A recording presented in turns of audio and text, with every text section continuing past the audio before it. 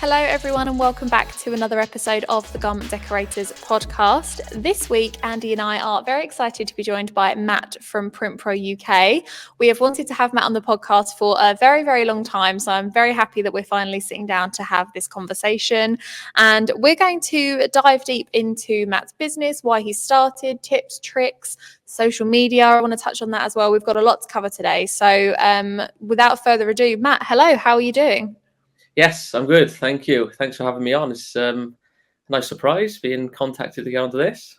No, you knew we wanted to have you on the podcast ever since our TikTok rivalry at the beginning of the year. Yeah, that was the start of it. That was fun. To start off with, Matt, I just wanted to ask you, taking it back to when you first started your business, I don't really know the full story of how you came to start your business, what made you make that decision and, why you decided to start. So could you run myself, Andy, and the listeners through your story a little bit about your business? Yeah, back in 2015, 2016, I was traveling with my wife, Australia, Southeast Asia, as you do, as is done Living a the lot. dream. Yeah, and at the time, or just before, I was a physiotherapist assistant. So I had a completely different background, and my plan was to just come home from traveling, go back to university, and just train to be a physiotherapist.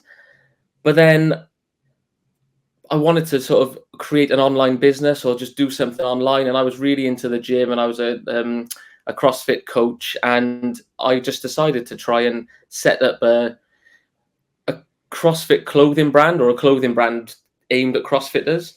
And so I set that up when I was over there, and then I soon realized that unless you got some sort of following, well, back then anyway, unless you got some sort of following or a bit more experience in this industry, I suppose it's really difficult to earn enough money, or it was back then. So then I came back from traveling, and I just thought, why don't I just get a heat press and just try and do it myself? I watched lots of YouTube videos, and I just bought a really cheap heat press. My wife was very against it. It was £200-300 heat press, really cheap, and my wife was really against it. And I just said, let's just try it. So before you knew it, people would just know that I was printing, and it's a very similar story of other businesses. People know that I was printing, and then they would just be asking me to print their logos, to print their like birthday T-shirts, things like that, and then it just grew from there, really. So I think like quite a lot of people maybe started with a clothing brand or that sort of idea, and then stumbled into actual fulfillment, I suppose. Bit of word of mouth, perhaps. People are like, "Oh yeah, Matt can do that. I'll ask him to do it," and so on. Exactly. Yeah, definitely. And from then, I've just started obviously in a bedroom like everyone does, and then you just move up and go into a garage, and then that garage got made into a log cabin, and I'm still in my back garden, and then I go to a premises above a gym where I used to work part-time, and then to a unit, my first shop front, and now I'm closed everything, and I've got this shop front here, which has a nice shop front, 2 production areas, and then some storage down the back. So yeah, I've just grown from there, really, and that's how it started. And do you remember the first non-branded job that came through to you? What it was what you printed? I don't really. I should have thought about this before I come on, shouldn't I? I'm pretty sure it was one of 2 friends that are still customers today. One has a construction business, and the other one has a hotel and restaurant. It would have been one of those 2, definitely, that are still my customers today, and I'm literally printing and embroidering 2 jobs for them at the moment. So what would you say some of your most popular products are? So you mentioned there you've got construction and hospitality, 2 very different industries for products that you would have to heat print onto. What would you say of all of the customers you've got, the most popular garment to decorate on is? Would it be T-shirts, or is it a little bit more? Is it different? Is it something along the workwear lines? Yeah, my business is sort of split up, and I'm probably going to make it sound more complicated than what it is, but it's essentially, when I had the CrossFit clothing brand, I've even got my supplier account set up under that email, and I knew that I couldn't really go and sell workwear to people under a CrossFit clothing brand unless it was to a gym. So I've got my workwear side of things, my fulfillment side of things, which is Print Pro UK. And then under that, there's a few different brands. So it depends which brand we're talking about, really. So if it was on the workwear fulfillment side, then it is going to be the polo shirts, the t-shirts, 100% print and embroidery, just non-stop. But then when we go into a personalized brand, which I've got underneath Print Pro, then we're talking the boutique bags from Beachfield, and Yeah, we've printed on some of those before. and those kind of things. So it sort of depends which brand we're talking about. It is a whole range of things, but they are separated in my mind anyway. And that's why it's important that you have the equipment that can, cater to all of that, right? So you mentioned that you first started out with, a cheaper heat press. I know now that you've obviously got the Hotronics, we've got 2 Hotronics machines. When did you sort of make the call to change from your first press that you bought to a more efficient one that could allow you to print on a wider variety of garments? When it broke. No, clip that for Instagram. That's great. Lots of people ask me what heat press to start with. Loads and loads of people do. And I say there's 2 options. There's 2 ways you need to look at it. Is either get a really cheap press to get you going, but just know that you will have to buy another one. And for me, I had to buy another one within the year just because I used it so much and the actual mechanism of the lever just snapped. Mm-hmm. Yeah. Or then there's the other way of just thinking, right, well, I may as well just invest in this quality product now, quality bit of machinery now, which not only does it mean that you're going to have it for a long time, but it does open the doors for you to print lots of other things because you know the quality is there in that press, and there's lots of different accessories that you can use on that press as well, just opening doors for more products. And it's going to last a lot longer as well. You've got that reassurance that it will be with you for years and years and years, rather than you constantly waiting for it to stop, or being on edge every day. Or is today the day it's going to pack up? Yeah. Did you have any products that you struggled to decorate on when you first started out? Obviously, it would have been harder with the cheaper heat press, obviously. Yeah. But would you say there's anything in particular that you were like, oh, I had a really hard time figuring out how to print onto that? Not a particular product that I can remember because it was quite a few years ago now, but I do remember if there was anything where I had to move the product, if I had to move lots of seams and things or buttons off the pattern, therefore I was printing around the edge, that is when I had problems. I do remember, or if I was printing bags and I had to move them really close to the edge, that would be the problem. Just because, as I think lots of people do know, but lots of people don't, the cheaper heat presses, they're not always as efficient on the heating element. It doesn't go all the way around, or if it does, it might be a cold spot here and there. So I do remember that in particular, but not a specific product, but maybe the bags. But yeah, I do remember the heating was a problem.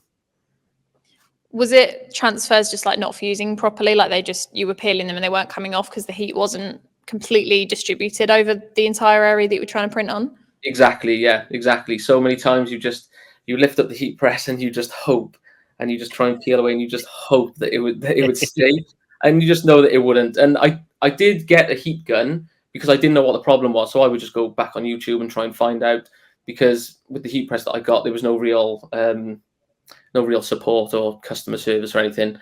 So I did get a heat gun, and then you could just see that the heat wasn't perfect, and I thought, yes, that must be a problem. And it just did lead to so many problems where I'd increase the pressure and then there'd be a mark on the bag, and I think, okay, well, it's fused, okay, but there's a big mark on the bag, and if I went the other way, then there'd be no mark on the bag, but there'd be no transfer either. Yeah, you need to get that balance right, don't you, for it to work properly? Yeah. we've all been there. Yeah.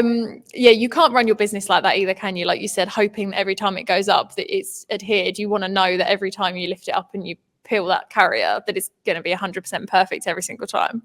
Oh yeah, 100%. And at the beginning, I mean, if you just start and you don't really have much money to put into it, or you don't want to risk the money, you are going to have some problems, and it is probably better just even one of the basic styles products, one of the basic ones. It's not going to break the bank, but it's not. But you know it's going to last and help you in your business a lot. So that's kind of talking a little bit about which equipment you would need when starting out. But something I wanted to get your opinion on, and this is based purely on your like TikTok videos that I've been stalking, not going to lie. They are very good. You get great interaction, and we'll touch on the social media side of things in a bit. But you talk a lot about particular products on your TikTok about this is the best jacket for workwear. This is the best for this. We've got this new product in. This is this bundle. So I wanted to get your perspective on how people would select products to provide their customers, because we've spoken before on this podcast about, you know, not wanting to offer people too much, because if you give them too much choice, they then can't make a decision.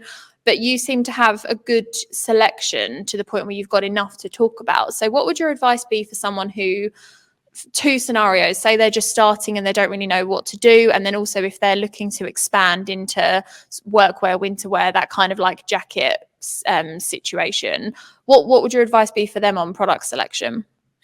Yeah, you're right in terms of if you just offer everyone everything, or if you have every product on the website, 100% I would just go on the website, be completely overwhelmed, and just leave straight away, and then it's just you just wouldn't get the sale at all.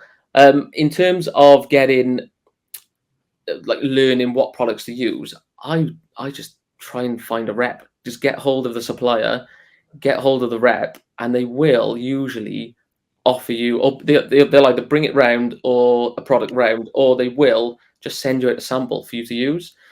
I've had over the years, I just buy the samples in and add it onto my order, because obviously if I wasn't hitting the amount to get free carriage, I would just add a sample on, and then I've had boxes and boxes of samples.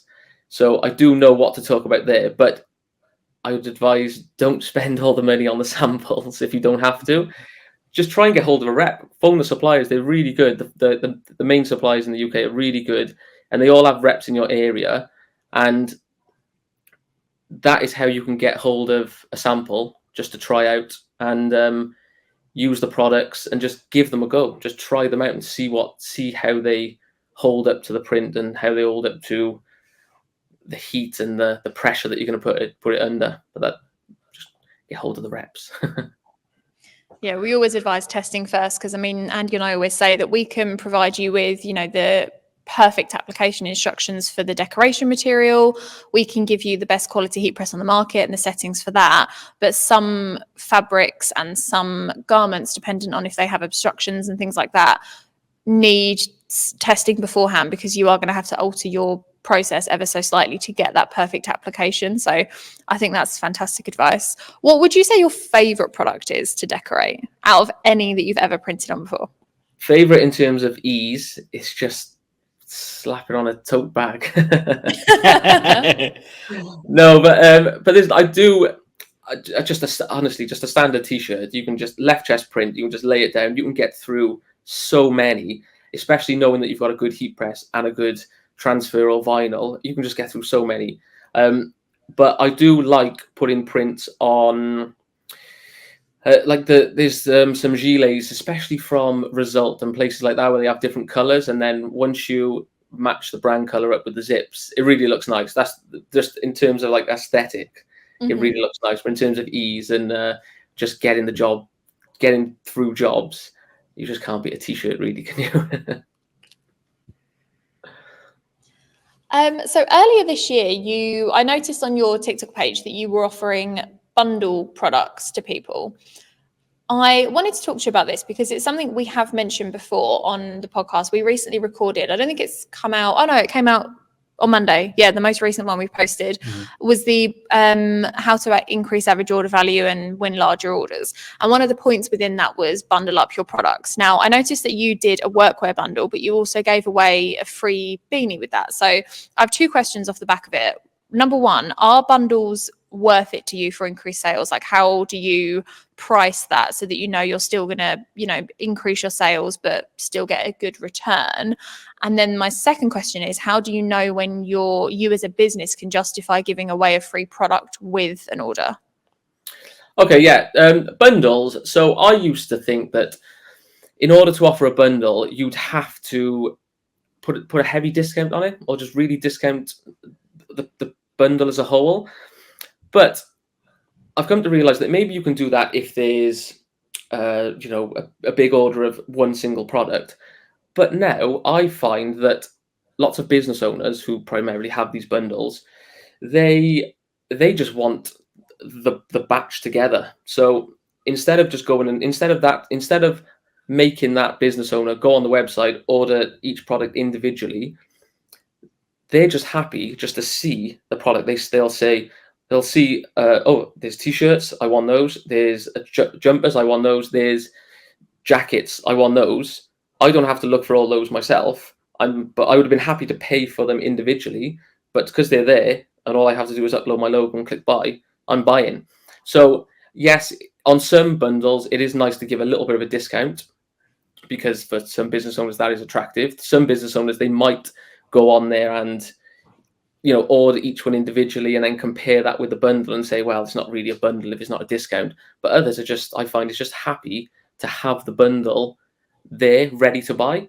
So I think that businesses like me and other people with print businesses, I don't necessarily think you have to put a bundle together and offer a big discount on that, because yes, you're in it to obviously make profit on it, and you don't want to just be discounting those bundles all the time. So that's what I think about that. And then what was the second part of the question? Sorry. Sorry, I kind of bombarded you with a lot there. The second part was about the adding on the free product. So you added on the free beanie with every workwear bundle. How do you know when a free product is justifiable to your business? Oh, well, it just goes hand in hand. I mean, if you've got a bundle and there's a heavy discount on it, then you just might not be able to offer a free product. But if you are going down the line of thinking of the bundle as in this is just convenient for the customer, then you can afford to just put in a beanie or a few beanies, which cost you nothing. But it does, when you're adding on those things, say a winter workwear pack, which I know it's summer, but it'll be winter soon. If you have a winter one and then you think, well, a business owner is going to come in, he's going to see this winter workwear pack, and he's going to think, they're all the products that I want. I don't have to go search for them individually. I'll buy that. Oh, there's a few free beanies for the team. Great. So yeah, I think convenience, making it easy for the buyer and making it convenient for the buyer to just bundle it up, and then you don't necessarily have to add a big discount on those. I think that's a really good point, because it's the convenience factor, the comfort factor from the person buying it is a really important indicator of where they want to buy. They come to you because you made their life simple, because that you've put a pack together. It's logical. You're being fair with what you're offering into it. They're like, oh yeah, do you know what? That was easy. They don't get paid to put together bundle packs, do they? That's your job. You get paid to do that for them. Yeah. So I think it's, we talk about perceived value from a decoration point of view of like, maybe it's putting high build on is perceived value, but actually the perceived value of your service is also important. So by you providing that service to them of like, here is a nice simple pack for you, easy to order, good quality. I've tested it, and you have the backup of like actually talking about it on TikTok and Instagram to go with it, like a value of as a speaker. Then they're like, do you know what? Yeah, if Matt says this is a good offer, it's a good offer. I'm going to go with it. It's got everything I want. It's ticking all the boxes for us. I'm very happy with it. The convenience factor is massive.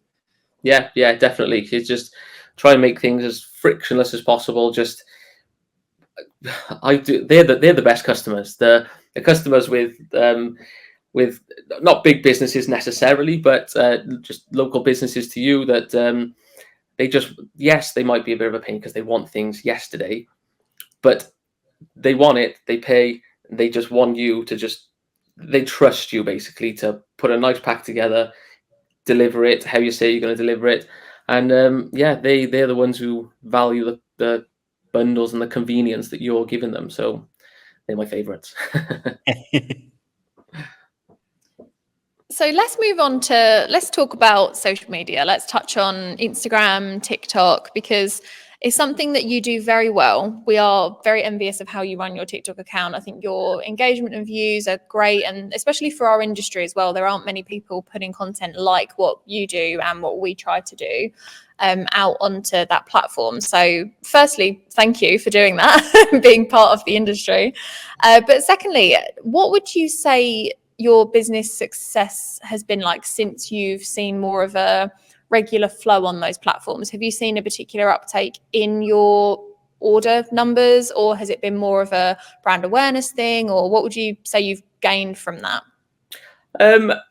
Being able to just sort of, I just decided that some people were asking me questions. I just decided that, look, I'm just sort of gonna create this account and call myself That Print Guy, because lots of people would just say, "Oh, have you been over to see That Print Guy?" Not calling me that, but that's what they say. So I just thought, oh, this is an account called That Print Guy. And since I started offering advice to other business owners, it seems like a sort of a two-pronged attack, because lots of customers, potential customers, are just seeing that I know what I'm talking about, and I'm sort of trying to position myself as, the expert in the industry. So they would look to me to do their work with for them. But then on the other side, I've got business owners just like me who are asking for my advice and also asking me to fulfill their orders for them. So I'm sort of getting it from two angles, and it is really all down to the social media. So yeah, since you started getting a little bit of traction on social media, you just learn to do a little bit more. You learn to do a little bit better. You scrap things that you think are not working as well. You double down on other things, and then you just think the doors just open and things just happen when you just put a bit of effort into social media. But it's not even a bit of effort, to be honest. It's just talking about what I do day to day.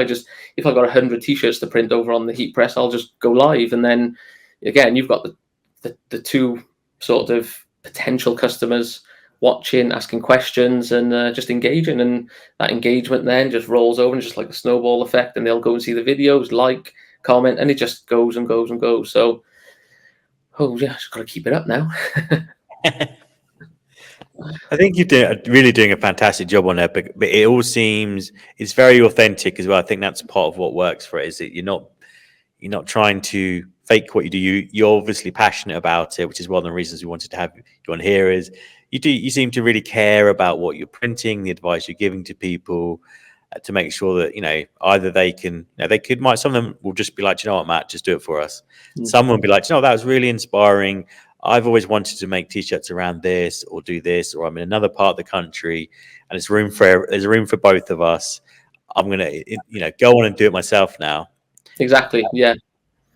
Is there a kind of common questions or main questions that tend to come up more often for you when you're going live or posting these videos? Yeah, like we touched on, it is, what heat press can I start with? And then I go, I give them those two options of go cheap, and you just be prepared you're going to have to get this one anyway, so you may as well just get this one now.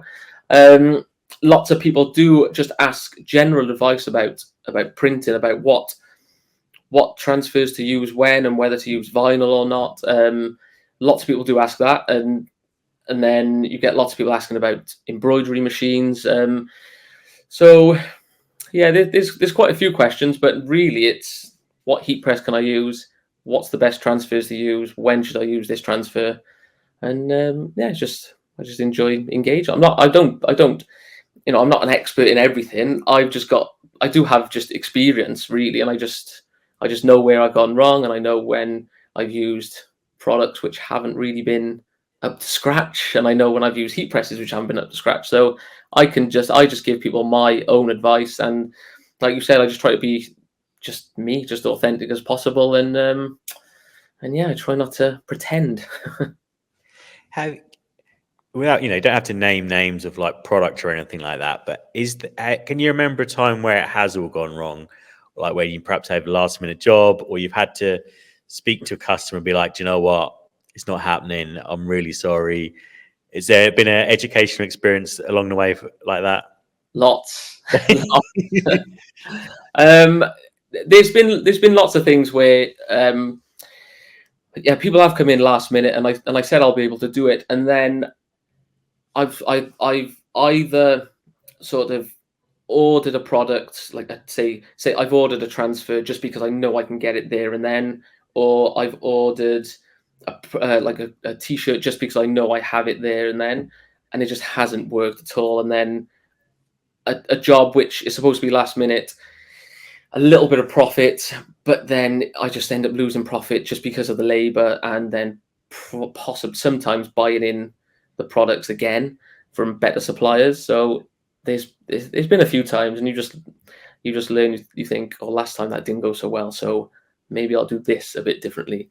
But yeah, things like that. But the one that comes to mind, a massive one, is not so much about the actual printing or the embroidery of it, but there's a company in London who do they do IT, but they do big events, and they had a big event in Morocco, and I've done some work for them before, and this was like a £3,500 order: tote bags, t-shirts, polo shirts, lanyards, the lot. But they wanted me to send it to Morocco, which I've sent overseas before plenty of times. I've never actually sent to Morocco, and maybe this is the reason why. They paid for the shipping. They were absolutely fine. The shipping ended up being about £400, and I was a bit shocked at that. But they said, yeah, they've done it before, so they paid for the shipping. It went over to Morocco, didn't leave Morocco customs. The event happened. It was gone. We were back and forth with the Moroccan customs trying to get it back, basically, because the customer just said, we'll just have it back in the UK. So I thought this is going to be another problem. And then all of a sudden, they said they just destroyed the whole thing. And so it was £3,500 gone. The company was extremely good, though. I was very worried, but they were extremely good, and they just saw it as a loss, and we moved on. That could have gone one of two ways, and I think you had the luckier version of the two.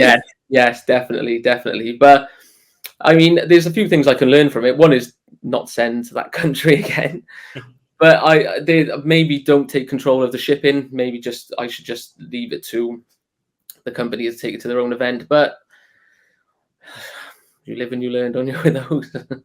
Yeah, you have to try these things as well. Yeah, I think there's a couple of really good points in there, I think, Matt. One is, clearly effort you put into your customer service with that customer previous has had a big impact, because I think if you hadn't had the relationship with them, either they probably would have been like, at least made you go halves on it or something like that. Yeah, definitely. Yeah, so yeah, I have done quite a lot of work for them before, and yeah, I because it's a fairly big company, and they've got a lot of staff, and the previous orders have been fairly big. So I try and just work with them myself, and try and be very personable with them. So yeah, that probably went a long way, luckily. And I think your point about the shipping is one that you can very easily get tripped up on. But I know that one of my first jobs was as a marketing assistant. I used to have to send stuff all around Europe and outside of Europe to different trade shows that people were exhibiting at. And you think, oh, I'd sent it to this country. It must just be the same. And then they're like, oh, well, actually, you know what? I think it was Denmark. Everything is very state controlled there.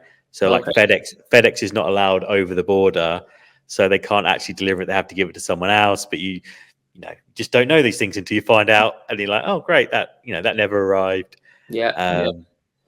I think the other thing I would say, this is again going back to one of my previous roles, is I used to run events for the Department for International Trade in the eastern region of the UK, and if you find yourself sending lots of stuff abroad, then it's just the same as the brand ambassadors for a lot of the blanks companies. There's equivalents of those that work essentially for you for export, that they're all measured upon how much export the UK does, even post-Brexit. But there's actually a lot of advice and help around sending stuff abroad that if you find yourself doing it on a regular basis or get stuck, or even you want to open up more opportunities, there's actually quite a lot of help out there that I would encourage people to have a quick Google to find out the right contact for you, because there's actually quite a lot of opportunities for exporting that people don't always know about because they're not always that well advertised. Yeah. So good advice, because we've actually stopped sending to Europe because after Brexit, it's just, I don't know, just things have just been a little bit more difficult to send to Europe. It's a lot quicker and easier for us to send to Australia and USA and Canada. So we still do that, but yeah, the Europe we've just stopped. I was going to go into something else about social, but I don't know if that kind of leads in now. So is there anything else we want to touch on before I jump us back? I think I was just going to ask you, really. I mean, we've talked about the decorating side of business and the importance of that bit. Is there sort of more general business advice that you would perhaps give to people who are thinking about getting into garment decorating, or been in it a few years and looking to grow, that you like, watch out for this, or this was some advice I'd wished I'd been given 5, 6, 7, 8 years ago? I mean, the most, it's just really down to well, there's a few things you can look at, isn't it? Obviously, the finance side of things, whereas in terms of, you don't need to really go and buy every bit of equipment. I'm building a community as we speak, and you can, with the aim of everyone being able to sort of outsource things. So people are obviously still outsourcing things to me, but you don't have, you can sort of dip your toe in some things and try and build up some profit, then buy the machine. So you can have a little go, rather than starting off buying a cheap machine and then realizing, oh, you have to buy another one and you have to spend more than what you were initially going to do. So maybe first off, be realistic about your budget, your startup budget. Like I said, outsource things at the beginning, maybe, or if you don't have that budget for a decent bit of equipment, that that is going to allow you to do the job best, really. But then the other side of things for just general business is, you need to just get out there and just tell people what you do. I love the video, the podcast that you did. I think you might have done it twice, actually. I've listened to it twice, about looking for local business and finding how many local businesses there are, and really just going after them, and really I'd say my advice would be to try and dominate your local area. You can make digital mock-ups with them, like you've said plenty of times. You can go as far as go to the next level, get a blank, get their logo, print the logo, deliver it to them. Again, it adds some more. It is all about really being really on top of your marketing, and being forward thinking about it, not just setting up a Facebook page and just sitting there and waiting for people to come and order. Get out there, try and dominate your local market, and then your local area, and then you can just I forgot the word. You can just expand from there then. But that, yeah, definitely dominate your local area. I think that's fantastic advice, and you're right. We do talk about that a lot, because it is such an important step for people starting out. And like what you just said there, creating a Facebook page and waiting for people to order. If you're going out there and getting to know your local businesses, you could probably start without any socials and without a website. Like if you are just doing, word of mouth almost between local businesses, you don't need to spend all that time building something that you might not use for a few months anyway. Do it when you need it, not when you think you need it. I did a conversation, I think it was with Kelly, about filming yourself for your business and how confident people can be with that. But yeah, I do remember what you said last in the podcast there. I don't know if it was that exact podcast, but it was about creating a face for the business. So yeah, on social media, about having a face for the business, and it doesn't have to be you as the business owner. It could easily just be some sort of mascot or something, or just someone there. Like, you, obviously both of you think of Stars UK, and you think of YouTube, just because you're on the videos, you're on the podcast all the time. And if you don't want to be that person, as say you're the business owner, like if I didn't want to be that person, even though I enjoy it, then you just try and find some sort of other theme. Or advice I give to lots and lots of people, if they don't want to be on camera, is do a time lapse.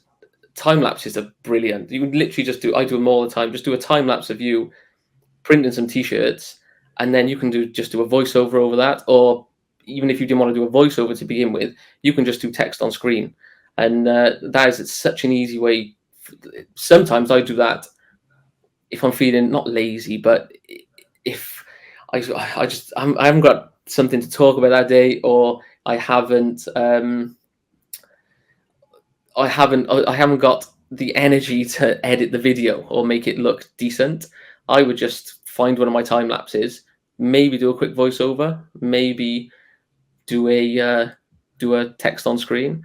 But yeah, that's people always ask me about that, and I always just say, get to the time lapse on your phone and just print some t-shirts, and then you've got it there in your camera roll. Then I think that's good advice, because the thing to remember, I always tell people, is like, your story is more interesting than you realize.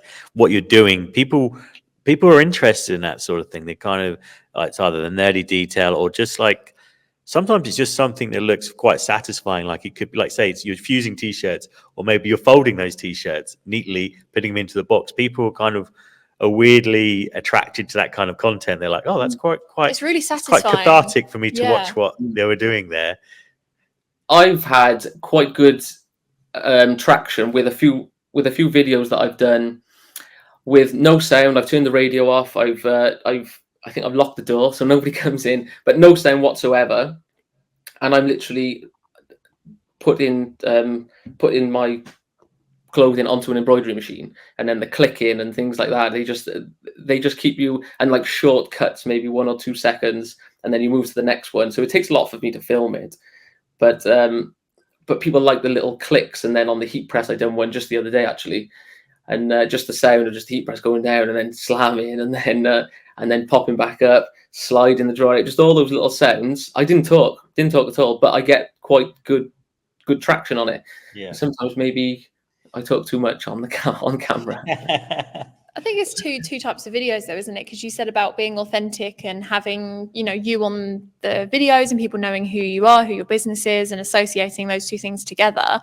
But I also think, the internet is absolutely insane, the size of it and the people you can reach. And, majority of the people that you're reaching on your social accounts probably aren't in your local area. They probably are, further afield. And whether or not they are within a region to buy from you, somebody within the same industry, heat printers, for example, will find that kind of thing satisfying. So it's almost like taking your business out of it for a second and being more of a sort of, influencer for the heat printing industry. Do you know what I'm trying to get at here? Yeah, definitely. I just try not to sell so much on socials. I try not. Definitely. I'm not funny. I'm not an actor. I don't have to be entertaining as such. But if I'm just telling people about my day and telling people about this job that I'm doing, then I watch other heat printers and other print businesses do it, and I just feel that maybe if they just stood there and just said, "Oh, buy this T-shirt," I'd probably just scroll straight away. So I just find that people don't go on social media to buy necessarily. They just go on to maybe be entertained or have a little scroll through or learn something. So that is how I look at it all the time. Just try and think of who's actually watching this. And obviously I hope that a business owner with a big business is watching it so they can buy some T-shirts off me, but I'm not necessarily doing it for that. So yeah, that's how I look at it. I would disagree with the "you're not funny" part, because we have watched a fair few of your videos and Andy has done exactly that after everyone. I just try and be myself. I don't think I'm funny. I just try and be myself. I did someone commented something. I can't even remember what it was, but they weren't very happy with the video that I put out. They said I was rubbish in another business, which I wasn't. I was just rubbish in the way they printed something, and it was a big business. So, but don't worry about that. And they commented on it. They said they neither of the businesses, like as in me and the other business, are going to have their cash. And I just said, oh, I wasn't actually rubbish in a business, but we do take card anyway. So I feel that myself for that, but I don't feel like I go out to do funny things. So I've got a couple more questions for you there, Matt. Is you mentioned something you said there. You said that, you turn the radio off because you're making some videos, but I'm kind of curious, as someone who's heat printing all day long, when you're not listening to the Garment Decorators podcast, obviously, Obviously. what is a good soundtrack to heat printing and decorating? That's a good question. I listen to podcasts. Really, that's all I do. I listen, whether it's print podcasts, whether it's, this is obviously top of the list. Second on the list is rugby podcasts. So I listen to Welsh rugby podcasts, and yeah, I just have podcasts on. But I still find that I'd rather just go on TikTok live, because otherwise I'll just scroll through TikTok anyway. The press is down. I got 12 seconds. I'll just start scrolling through, and then I just slows me down. But yeah, just podcasts and TikTok live. That's pretty much what I do. Okay. Sounds very efficient. Yeah. And one question we always like to ask printers is, what is the weirdest thing you've ever printed for someone? I love this question so much. I don't know. Someone actually asked me this on the live yesterday, and I genuinely I can't think of anything off the top of my head that is really bad or the weirdest thing. But I did have to turn down a job a few weeks ago because I just could not print the image that he sent me. I will not say anything else, but I could not do it, and I just had to. I didn't want to sort of say to him that I can't do this, but I just said I won't be able to do it in time for the date, and that was it. But yeah, I can't really think of anything off the top of my head which was really weird. Just something that I had to turn down. Let's just leave it there. Fair enough. I would very much like you to send us that in a private DM, because I do want to know what that was, but we don't have to publicly announce it. No, definitely not. Okay, so for people who might be new to you, who are not on TikTok, who would like to follow along, find you on there, how is the best way to find you on socials? And also for like anyone that's listening that might want some garments printed, how is the best way to get in contact with you? If you do want just your own garments printed, if you do want your own workwear and things like that, then my business Print Pro UK is just Print Pro UK on all the socials: Facebook, Instagram, TikTok. printprouk.co.uk, where you can go upload your logo, move it around, make it bigger, smaller, change the color and things like that, and just order there. But if you want to get into printing and get into and maybe start your own business or grow a business which maybe you've just started, then Print Pro Matt, or that print guy, is on TikTok and will be on Instagram very shortly. And there I'm trying to build a community where I just want to give people the information that I wish I had 7 years ago.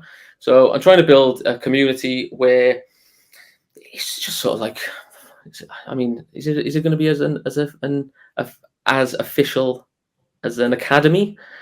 I don't know. I don't want to call it a course or anything like that. It's just a community of people who I can share my experience and my knowledge with to help start and grow a print business and send them your way to buy your heat presses. Watch this space. How exciting. Yeah, I am launching it. It should be launched this month, as in August. No, July, August. Fantastic. Well, I think that's a great place for us to finish on, Matt. It's been wonderful having you on here to chat. It's always good to see you. And I'm sure this won't be the last time that we do one of these episodes together. But I would just to encourage everyone to go and find Matt online. There's some really interesting content out there, very honest, but there's lots of really good tips and tricks in there as well that I think everyone will find very valuable. Mm-hmm. Agreed. Yeah. Thanks so much for coming on, Matt. And I just wanted to remind everybody that is watching to like and subscribe on whatever platform you're watching on, whether that be YouTube, Apple, Spotify, or wherever you get your podcasts from. And we will be back next week with another Garment Decorators podcast episode. Thanks so much for coming on, Matt. Thank you very much. It's been enjoyable.